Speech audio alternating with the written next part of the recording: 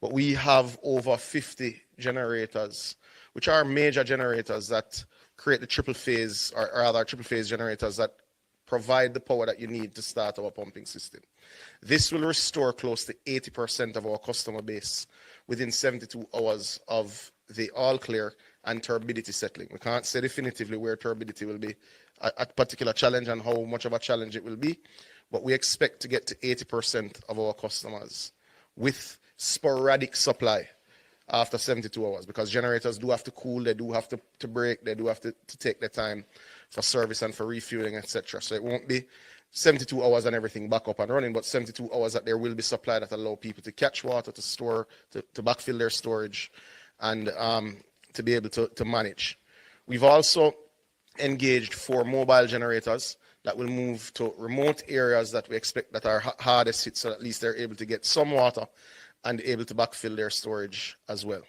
We're also happy to report that 4 of our major pumping stations and treatment plants also now have their own resilience in terms of their energy supply. We installed major generators, including at places like Logwood, which supplies all of Western Hanover and Western Westmoreland. We upgraded the supply at the Mona treatment plant, the Hermitage treatment plant, and indeed at several of our facilities in St. Catherine. So we are in a better place than last year, certainly, to respond to water distribution. We've also ensured that we've engaged our truckers and that they're pre-positioned to go to our loading bays immediately after to start to deal with many of our elderly shut-ins. We've got quite the list from SDC, Minister Mackenzie, so we're able to go to several of those persons who we know are shut-ins and will need a lot of help very quickly. As I said, we're more resilient this year than last year, but this is a bigger storm than last year. And this is a potential direct hit. Beryl was not a direct hit. So we're more resilient. Let's hope that additional resilience is sufficient for what is a worse storm than we would have faced last year with Beryl.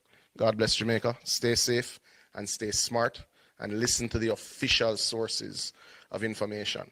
If I was to take what I just saw, I wouldn't have been able to drive in New Kingston a while ago because of flooding that's being posted as now. So we encourage you to follow JIS, follow OPM, follow the Ministry of Education and Information, follow the relevant ministry sources, and of course, reputable media houses. Thank you. God bless Jamaica. Thank you so much, Minister Samuda. And next up, we have Minister Mackenzie.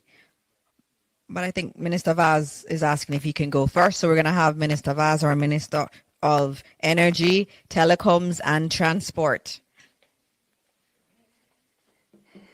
Thank you very much. Good afternoon, good morning to all of Jamaica, diaspora, and of course, media, colleague ministers. So let me start by saying that we had a press briefing earlier, or should I say the JPS had a press briefing for which I attended. So I'm going to repeat some of what I said of the important points there. First of all, I want to caution Jamaica to realize and understand that we did not get a direct hit from Beryl, and we are due to get a direct hit category 4 and possibly category 5. So the level of damage that you saw in Beryl will likely be severely increased and more widespread than what we had. I can say that the presentations that have been made to me by the telcos and JPS and the other essential services under my ministry, I am satisfied that we have a plan in place. But again, I want to caution that the plan is one thing. The execution of that plan is what is going to make the difference in our recovery. I want to say that you have the commitment of the Prime Minister already, that all his line ministers will be leading from the front, meaning that firstly communicating with you, and secondly doing the work and the coordination and collaboration that is going to be required. We can say that Starlink headquarters has reached out to us through their emergency response, and we have already gotten some equipment that is being used by the Ministry of Labor and Social Security to coordinate, obviously, the preparations and the aftermath.